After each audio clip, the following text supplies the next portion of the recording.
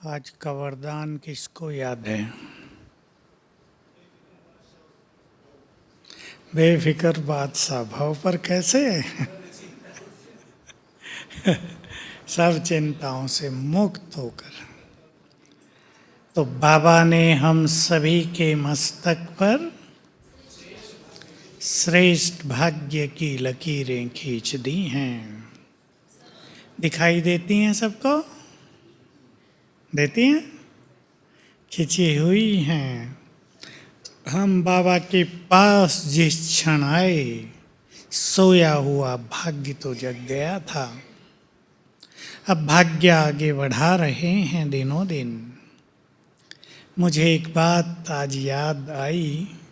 सवेरे किसी माता ने कांटेक्ट किया, छोटी सी उसकी समस्या, लेकिन बार बार बोलती थी, भाई जी मैं बहुत परेशान हूँ।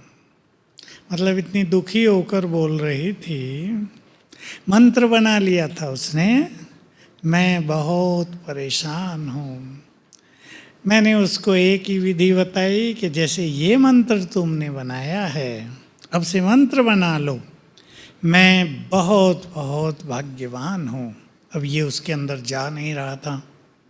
भाग्यवान हूँ मैंने पूछा ज्ञान लिया है? 2.5 साल से लिया है। मुरली सुनती हो? हाँ। तो फिर मैंने उसे थोड़ा सा कन्विंस किया, तुम बहुत बहुत भाग्यवान हो। और ये सच है कि अगर मनुष्य इस स्मृति में रहने लगे, मैं पद्मा पदम भाग्यवान हूँ, तो अनेक समस्याएं खत्म होने लगेंगी। परेशान क्यों है मनुष्य? परेशानियां ज़्यादा नहीं हैं। क्या है ज़्यादा? सुरेश भाई, दोनों सुरेश हैं। सोचते ज़्यादा हैं। बात छोटी सी होती है, लड़का पढ़ता नहीं है ठीक से।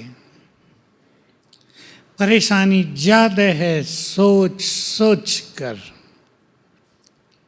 इसलिए हमें अपने सोच को ठीक करने के लिए मुरलियों की इन सब बातों पर बहुत ध्यान देना चाहिए।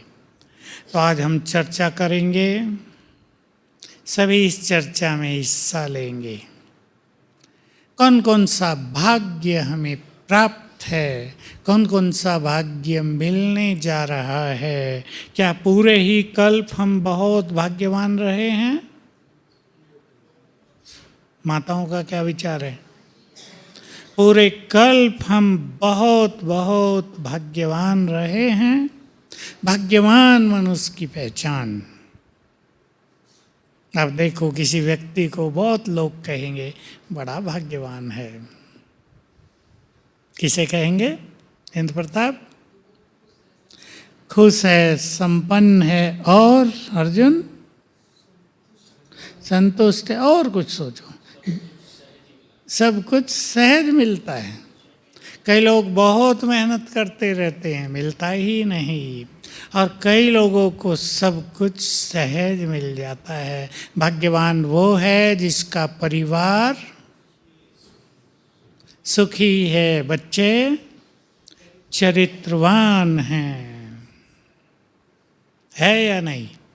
धन भी बहुत हो, पद पोजीशन भी बहुत हो, लेकिन बच्चों का हाल बिगड़ा हुआ हो।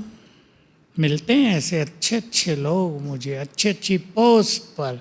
एक ही बच्चा है, बुरे संग में है, बेचारे माँ बाप भी खुश नहीं रहते, दोनों की बड़ी बड़ी पोस्ट हैं।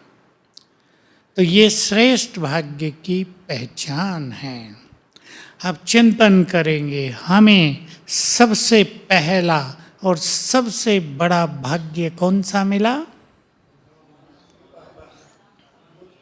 भगवान। भगवान सोच के तो देखें, हमें सहज मिल गया ना, रोज मिलता है, खर्च नहीं करना पड़ा, मेहनत नहीं करनी पड़ी। हमने देखा, मैं अभी नॉर्थ की तरफ था, लौकिक की तरफ, बता रहे थे वहाँ की भी एक इष्ट देवी है जैसे यहाँ की अंबाजी है। तो कहा एक माता लेटते हुए सीधा लेट के पलटी लेते हुए वहाँ पहुँचने वाली है। शरीर भी छिलता है उसका, लोग उसके साथ हैं। देखो, और वहाँ तो हिमालय में है, थोड़ा सा ऊपर है, कटीली जगह है, पथरीली जगह है, बरसात हो रही है, कीचड़ है, उससे वो ऐसे जा रही है।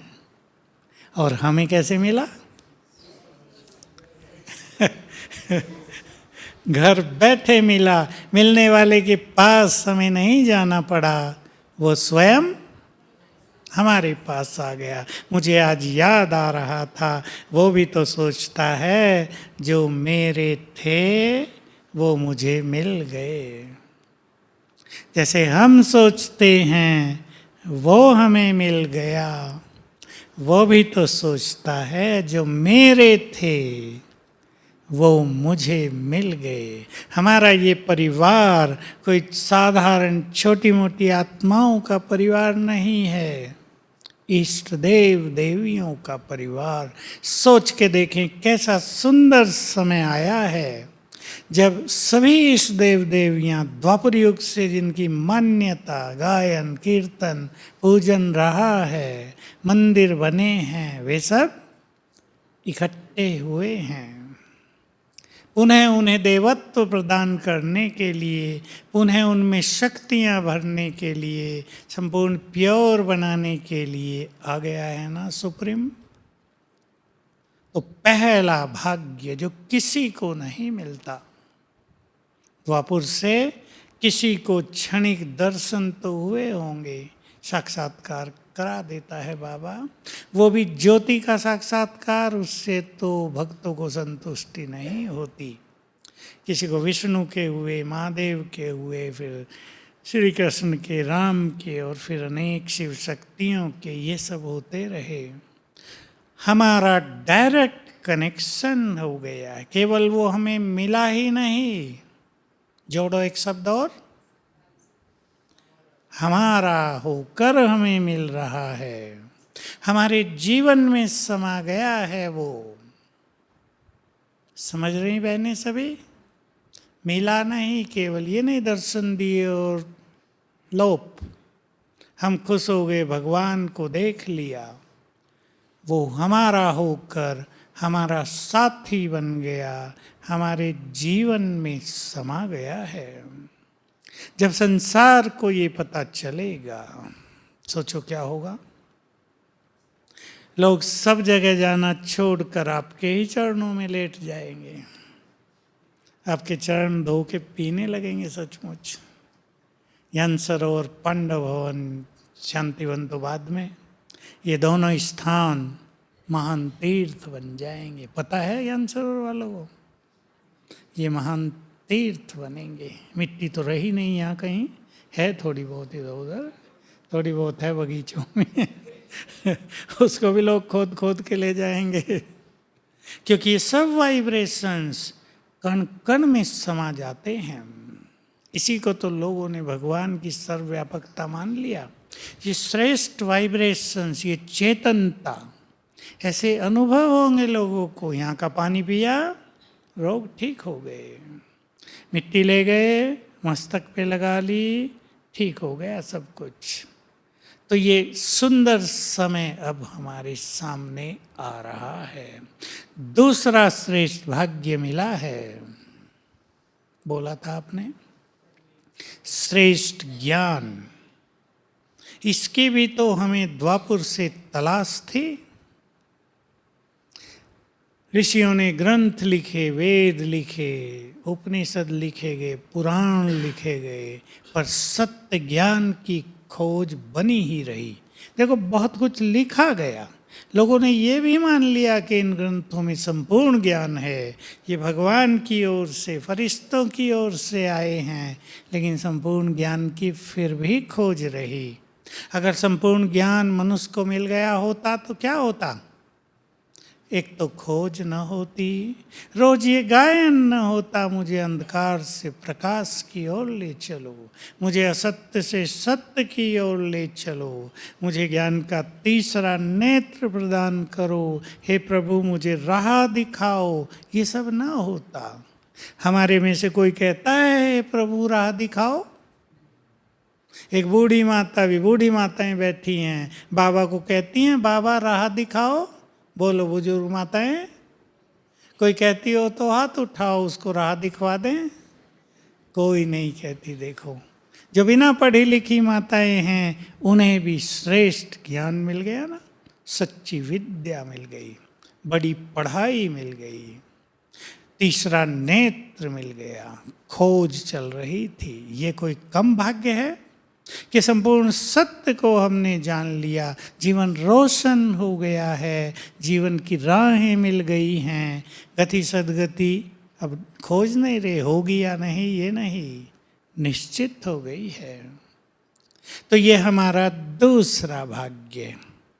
तीसरा, हाँ, ये तो इन्होंने बहुत बड़ी बात कह दी। हम सब तो कहाँ बैठे हैं? बाबा के घर में। किसी को बड़ी नौकरी मिल जाए, बहुत अच्छा ऑफिस मिल जाए, आराम का काम मिल जाए, सैलरी बहुत मिलने लगे, वो भी भाग्यवान।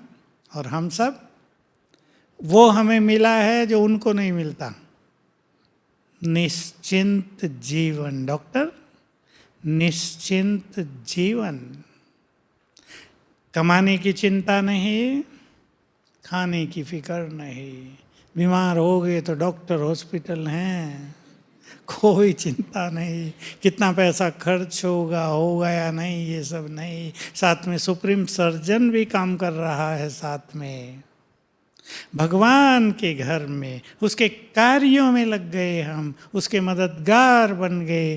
जिसने हमें जन्म जन्म मदद की, अब हम उसके मददगार बन गए। मैं सोचा करता हूँ, आप में से भी कईयों ने ये बात सुनी होंगी।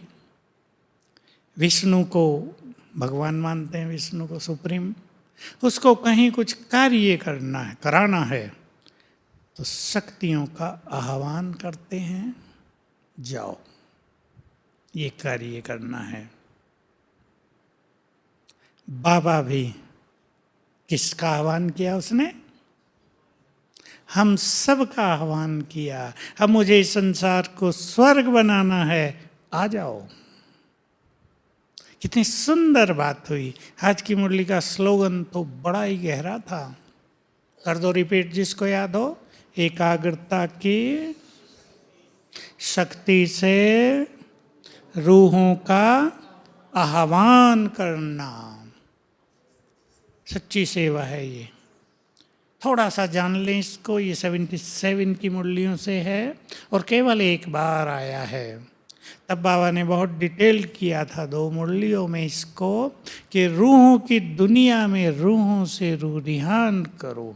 किसी ने पूछा परम धाम में क्या रूहों की दुनिया में? कहा नहीं, यही रूहों की दुनिया। रूह देखो सबको, उनसे रूह रिहान करो, उनका आह्वान करो, और ये सब होगा एकाग्रता की शक्ति से। अगर तुम योग में लंबे समय से एकाग्रता के अनुभव में रहे हो, तो तुम्हारे अंदर इतनी शक्ति आ जाएगी कि जिनका आह्वान करेंगे उनको पाएंगे। तो ये बहुत बड़ी चीज है।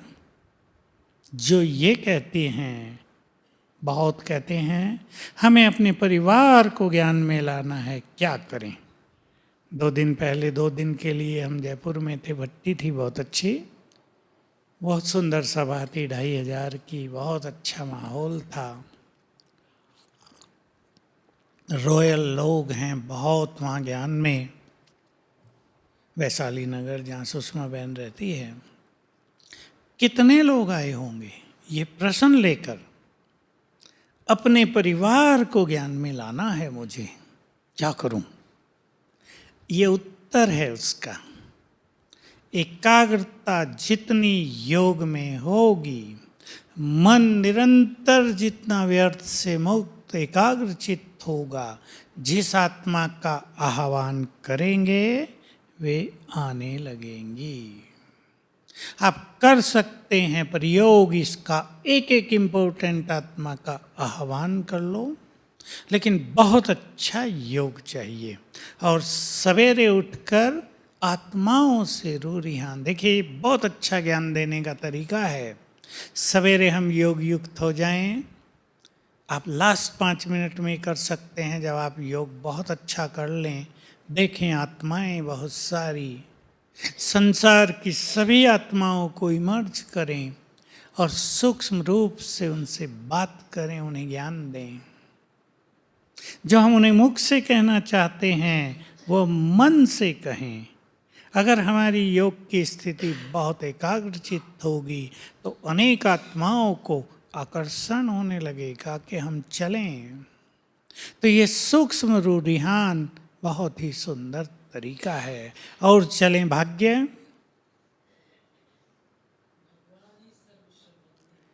भगवान हमारा सर्व संबंधी बन गया और हमारे लिए क्या लाया?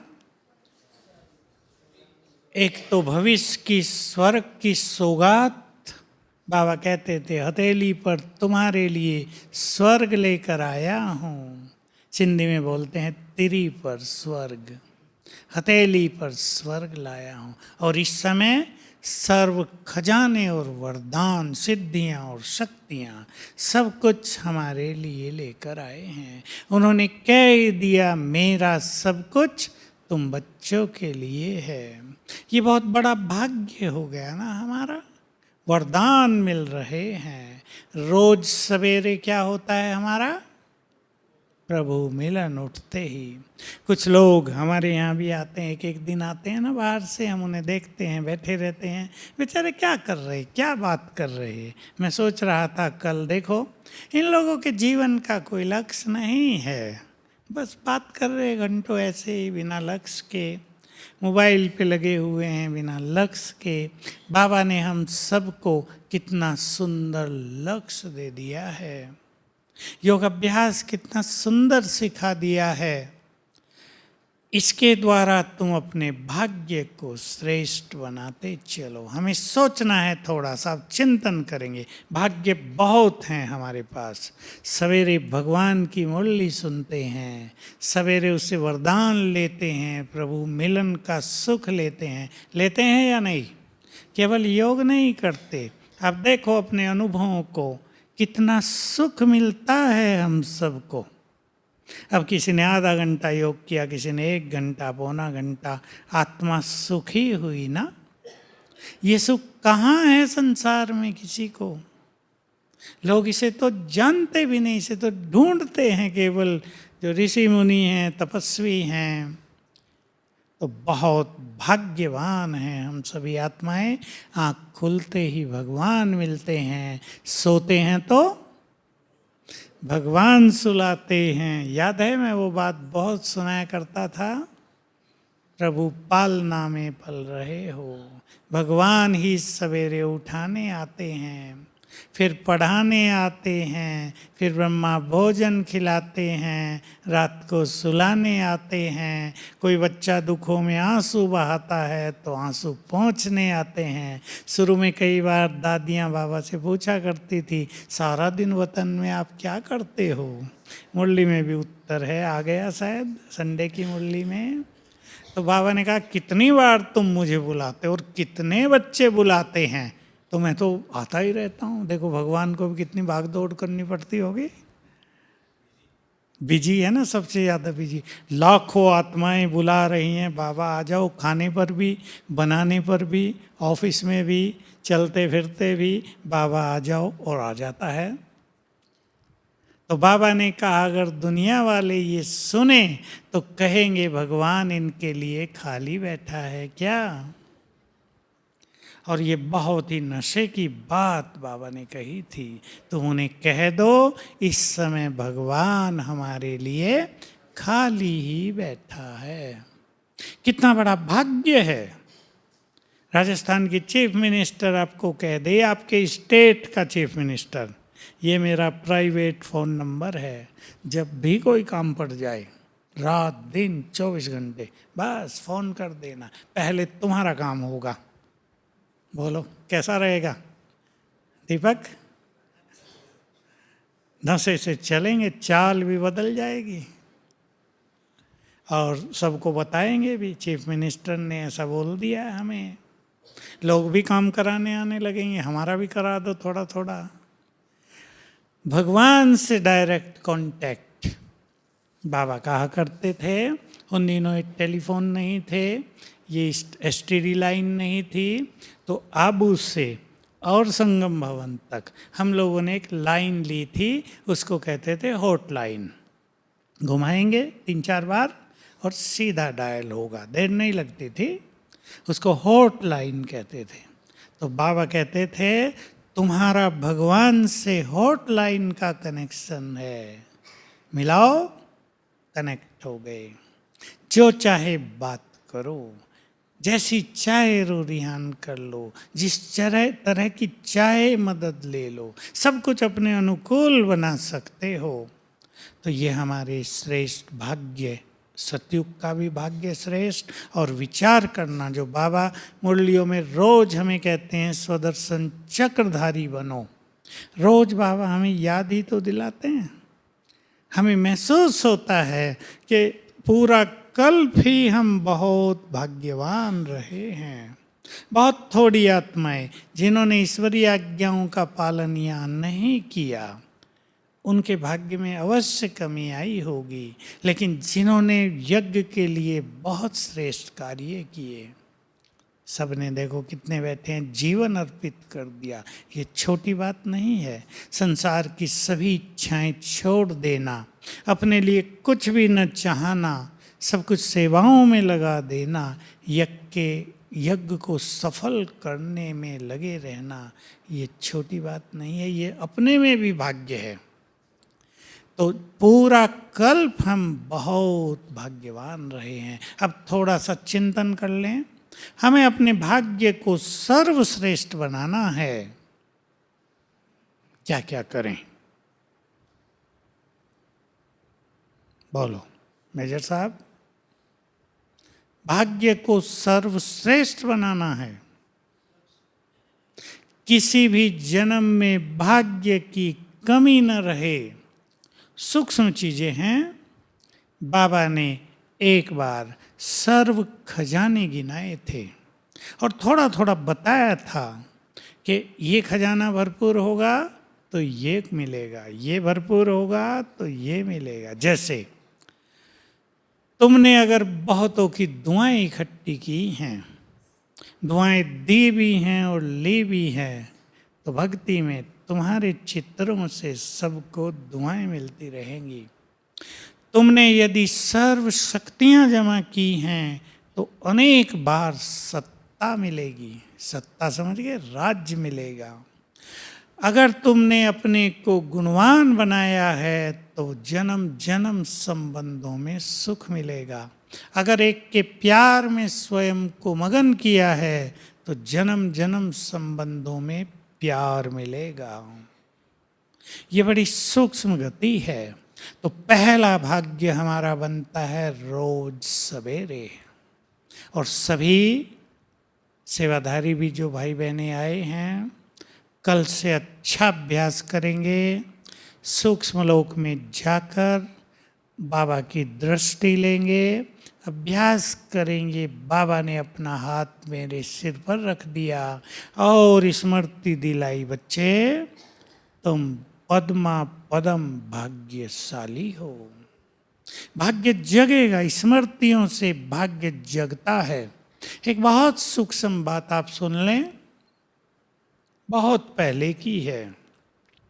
संकल्प की एनर्जी ही भाग्य की एनर्जी है। बड़ी सूक्ष्म बात है। तब तो हमारी भी समझ में नहीं आई थी, हमने अंडरलाइन जरूर कर दी थी ये लाइन और अलग से लिख ली थी कि इसके रहस्य को तो जानना है। हम पूछा भी करते थे लेकिन शायद किसी को भी पता नहीं था तब। जितनी संकल्प की शक्ति हम जमा करेंगे उतना ही भाग्य श्रेष्ठ बनता जाएगा। एक सूक्ष्म चीज पे सभी ध्यान दें। परम धाम में जब हम सभी आत्माएं रहती हैं, हम सभी संपूर्ण हैं। गहरी बात है, जरा ध्यान देना, अनेक राज इससे समझ में आ जाएंगे। हम सभी संपूर्ण हैं, लेकिन संपूर्णता की डिग्री सबकी अलग अलग है। 100 नहीं, 100 शिव बाबा, 99 ब्रह्मा बाबा, 98 मामा, और फिर रस रतन 90 के आसपास विजयी रतन, 80 से 90, उसके नीचे फर्स्ट क्लास आत्माएं। जो अब आत्माएं आ रही हैं उनकी डिग्री 10, 12, 15। जैसे आपके पास 10 कंटेनर हो, कंटेनर समझते हैं ना, बॉक्स जैसे, जिसमें दूध भरा जाए।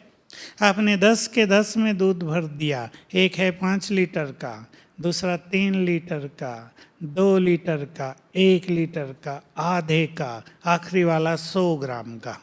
सभी फुल हैं, लेकिन सबकी मात्रा अलग अलग है। यही स्थिति आत्माओं की है।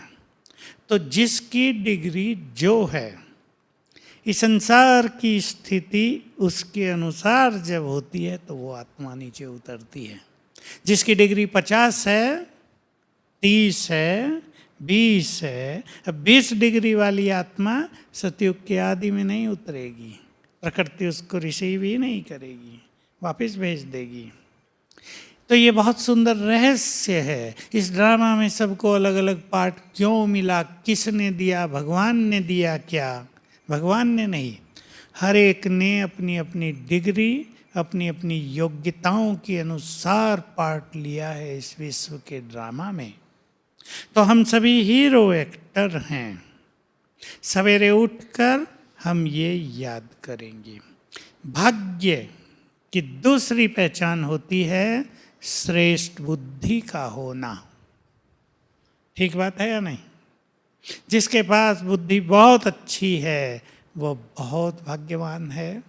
जिसके पास कम बुद्धि है, स्टूडेंट्स को देखो, जो हल्के नंबरों से पास होते हैं उनकी खुशी और नशा और गर्व, और जो बहुत अच्छे नंबरों से पास होते हैं उनके चेहरों की चमक अलग अलग होती है। ये ज्ञान हमारी बुद्धि का निर्माण करता है। ज्ञान का चिंतन जितना हम करेंगे, ज्ञान को जितना हम अपना विजडम बनाएंगे, विवेक, उतनी हमारी बुद्धि डिवाइन रिफाइन होती जाएगी और ये बुद्धि जन्म जन्म हमारे साथ चलेगी। तो बहुत सुंदर विधि, इसलिए बाबा बहुत ज़्यादा महत्व देते हैं पढ़ाई को, इस ज्ञान को। ये ज्ञान का चिंतन हमें चिंताओं से भी मुक्त करेगा, हमारे विचारों को भी महान करेगा, हमारी श्रेष्ठ बुद्धि का निर्माण भी करता है। तो बहुत ध्यान देंगे। मुरली का चिंतन परम आवश्यक है। चिंतन का अर्थ कुछ नई पॉइंट निकालना नहीं समझें, चिंतन का अर्थ समझ लें बाबा की 2-4 बातें रोज की मुरली से याद रहें। करते होंगे आप, और करके देखें, भूले नहीं साथ साथ, चाहे लिख कर ले जाएं 3-4 पॉइंट और उसको स्मृति में रखें। देखो आज की मुरली से प्रश्नोत्तर में कितनी सुंदर बात थी। जिन्होंने कांटों से फूल बनाने की बहुत सेवा की है, यानी जो बाबा के कार्यों में बहुत मददगार रहे हैं, अंत में बाबा उनकी बहुत संभाल करेगा, उन्हें बहुत सुख देगा अंत में। ये बहुत गहरी बात है, छोटी बात नहीं। एक और संसार में हाहाकार बाबा की मुरली में आ रहा है, ये धरा कब्रस्तान बन जाएगी। एक और यहाँ त्राही त्राही होगी, लेकिन बाबा अपनी महान आत्माओं को, भाग्यवान आत्माओं को कुछ को स्वर्ग में दिखाया करेगा सब कुछ, कुछ को सूक्ष्म वतन में रखेगा, किसी को बहुत दिव्यता प्रदान कर देगा, किसी को बहुत शक्तियाँ दे देगा, किसी वरदान से सुसज्जित कर देगा, भिन्न भिन्न साक्षात्कार कराता रहेगा। और बाबा कहते हैं जो ऐसे बच्चे होंगे उन्हें पता ही नहीं चलेगा कब में विनाश हो गया। वो कुछ देने में लगे रहेंगे, वाइब्रेशंस देने में, और कुछ ये साक्षात्कार की धूम चलती रहेगी। तो ऐसी बातों को याद रखना चाहिए, भूल जाना चाहिए? ऐसी बातें याद रखेंगे, वरदान की बात याद रखेंगे। बेफिक्र बनना सबसे बड़ी बादशाही था ना मुरली में। बादशाह कोई और चिंताओं में जीवन बीतता हो उसका, तो वो कहेगा इस बादशाही को छोड़ो भाई, सुखी जीवन चाहिए मुझे। तो स्लोगन कितना सुंदर और गुह्य है। ऐसी 3-4 बातें रोज याद रखेंगे, स्वतः ही उस पे बुद्धि चलती रहेगी। ध्यान से सुन ले माताएं भी, जिस पे बुद्धि चलेगी वो ज्ञान का सार बुद्धि में समाता जाएगा और वो बन जाएगा हमारा विवेक, वो करेगा हमारी बुद्धि का निर्माण। इस तरह जो लोग व्यर्थ के चिंतन में रहते हैं तो व्यर्थ सार रूप में बुद्धि में समाता रहता है, बुद्धि को डैमेज करता रहता है, नष्ट करता रहता है। मैं सभी को ये बात भी कहूँगा, माताओं को पहले खास, सबको नहीं, जो इस चीज़ से ग्रस्त हैं, जो इस चीज़ में रह जाती हैं, इस जीवन में कुछ भी बोझ लिए लिए नहीं रहें। कई आत्माओं पर कोई ना कोई बोझ हर रोज रहता है, तो बेफिक्र बादशाह तो बन ही नहीं पाते। आज बहू ने ये कह दिया है, सारा दिन उसका बोझ लिए घूम रहे हैं। डॉक्टर ने कह दिया ये बीमारी तो बहुत सीरियस है, अब कठिन काम है। एक ने कहा, डॉक्टर ने कहा 10 लाख रुपए चाहिए। 10 लाख कहते उसने 10 लाख 4 बार रिपीट किया, 10 लाख। उसके बाद बेचारी के 10,000 भी कभी नहीं है। कहा इससे तो हम मर ही जाएंगे। फिर मैंने कहा चलो नीचे निर्भय भाई है, उनसे बात करो, वो आपको मदद करेंगे, बॉम्बे भेज देंगे अपने हॉस्पिटल। बहन है ये एक। तो हम बोझ लिए न घूमे, चेक कर लें सभी अपने को। दिमाग पर कोई प्रेशर, कोई दबाव, किसी के शब्द बार बार गूंज रहे हों दिमाग में, भगवान के शब्द सारे ही भूल जाते हों, ऐसी जीवन की यात्रा ना हो। देखो आजकल बहुत लोग शिकायत करते हैं, युवक शिकायत करते हैं, मेमोरी पावर कमजोर पड़ती जा रही है। सीधी सी बात है, दिमाग पर प्रेशर है, बहुत सारी लेयर्स डाल दी हैं गंदगी की, तो दबाव में अच्छी बातें तो भूलेंगी ही। इसलिए उसका सुंदर तरीका है, बाबा की 3-4 बातें याद रखें तो दबाव भी खत्म रहेगा और मेमोरी फ्रेश रहेगी, स्मरण शक्ति, याददाश्त बहुत अच्छी रहेगी। तो माताएं भी सेवाओं में आई हैं, भाग्य बनता है इससे। भाई बहनें जो सेवाओं में, हाथ उठाना जरा, सेवाओं में आए हैं, बहुत भाग्य बनता है इससे। भगवान के कार्यों में मदद होती है। आप ना आते तो रिलीजियस प्रोग्राम में बहुत लोगों को बुला सकते, कहते भाई सेवादारी नहीं आ रहे, 200 लोग आ जाओ बस। अब ज़्यादा बुलाए क्योंकि आप सेवा करने आ गए हैं, तो कितनों की सेवा होगी, कितनों को प्रेरणा मिलेगी, कितनों को नई जीवन मिलेगी यहाँ आकर, और कुछ लोगों का प्रभु मिलन भी होगा, सन्यासी भी आएंगे, कई विद्वान भी आएंगे। तो भाग्य बन रहा है। तन मन धन से सेवा करना ये श्रेष्ठ भाग्य बनाने की विधि है। संकल्पों को श्रेष्ठ बनाना ये भाग्य बनाने की विधि है। संगम युग पर पुण्यों का खाता बढ़ाना ये भाग्य बनाने का तरीका है। एक सूक्ष्म बात ध्यान देंगे, मैं यहाँ तो क्लासेज में कई बार सुना ही है, पर अति सूक्ष्म है।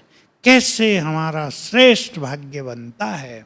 बाबा ने कहा, तुम सृष्टि के पूर्वज हो। अब मैं इसको सरल शब्दों में कहूँगा, ले लें इसको अपने स्वमान में, नशे में। हम इस सृष्टि के बड़े हैं। ठीक बात है योगी? ठीक है ना? हम इस सृष्टि के बड़े हैं, तो बड़ों के विचार बड़े, बड़ों की दृष्टि बड़ी। तो बाबा का सुंदर महावाक्य है, तुम पूर्वज हो, तुम्हारे पुण्य कर्मों का बल संसार की सभी धर्मों की आत्माओं को मिलता है। इसलिए उसका पुण्य भी तुम्हें पदम गुना मिल जाता है। इस बात से हम समझ सकते हैं कि हम यहाँ थोड़ी सी सेवा करते हैं, ये पुण्य है ना। पवित्र बनना पुण्य है, बाबा के कार्यों में सहयोग करना पुण्य है, धन लगाना पुण्य है। तो भाग्य कितने गुना मिलेगा? पदम गुना। इसलिए यहाँ थोड़ी सेवा करने से सतयुग त्रेता युग में बहुत कुछ मिल जाता है। कई सोचते हैं, मैं भी कभी सोचा करता हूँ कि हम तो कुछ ज़्यादा करते भी नहीं हैं, बाबा क्या क्या दे जाता है हमें। क्या वो हम पे राजी है, मेहरबान है अपने बच्चों पर, या हम उसके अपने हैं इसलिए सब कुछ हमें दे देता है। पर बात यही है कि हमारे पुण्यों का बल और फिर उसका फल बहुत जबरदस्त है। हम कल्प वृक्ष की जड़ें हैं। अगर हम बहुत सुंदर विचार करते हैं तो जड़ों से सुंदर विचारों के वाइब्रेशंस कहाँ फैलेंगे? पूरे कल्प वृक्ष में। तो बहुत बड़ा पुण्य हो जाएगा ना। तो हम भाग्य की रेखाएं खींच रहे हैं, सबके मस्तक पर श्रेष्ठ भाग्य की रेखाएं चमकती रहें। चमकती हैं, हमें पता चले या न चले। लोग बाहर से आते हैं, देखते हैं ये लोग बहुत मुस्कुराते हैं, खुश रहते हैं, इनके जीवन में प्रसन्नता है या नहीं? कुछ अलग है जीवन यहाँ का। तो ये श्रेष्ठ भाग्य की निशानी है ना। संसार में तो हर व्यक्ति, चाहे वो करोड़पति हो या उसके भी आगे हो, चिंताएं लिए घूमते रहते हैं, डर लिए घूमते रहते हैं, बीमारियां लिए घूमते रहते हैं। और आजकल सबसे बड़ी चीज़ हो रही है, संबंधों का कष्ट लिए घूमते रहते हैं। 4 लोग हैं परिवार में, चारों की बनती नहीं है, कष्ट ही कष्ट है। तो बाबा ने हम सबको ये सर्वश्रेष्ठ भाग्य दिया है ना नशा। भगवान के घर में आ गए, भगवान को इन आँखों से देखते हैं। कितनी बार देखा है उसका आगमन। मैं तो याद किया करता हूँ, हिस्ट्री हॉल से लेकर ओम शांति भवन। ओम शांति भवन में तो बहुत सुंदर होता था मेडिटेशन हॉल, फिर नीचे हजारों की सभा, क्या सुंदर वाइब्रेशंस होते थे। सबको अनुभव है ना, कितनी गहरी शांति। और शांति नहीं, परम आनंद।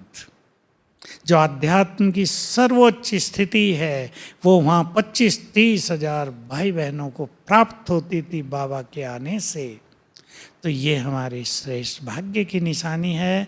हमारी आँख भी तृप्त हो गई ना, नयन भी तृप्त हुए, कान भी भगवान के वचन सुन कर तृप्त हुए, जीभ भी क्या खा के तृप्त हुई? ब्रह्मा भोजन खा के और टोली खा के तृप्त हुई या नहीं? अमृत पी कर चित्त तृप्त हो गया। तो ये संपूर्ण संतुष्टि हमारे श्रेष्ठ भाग्य की निशानी है। तो याद रखेंगे, मेरे जैसा भाग्यवान, तो भाग्य का सितारा चमकने लगेगा। ये परेशानियाँ, चिंताएं सब पीछे छूट जाएंगी। उनका ज़्यादा चिंतन न करके इन चीज़ों का चिंतन करेंगे तो बेफिक्र बादशाह बन जाएंगे। ओम शांति। अभी हम सभी बेफिक्र बादशाह सुप्रीम बादशाह से योग लगाएंगे जो हमें बादशाह बनाने आ गया है।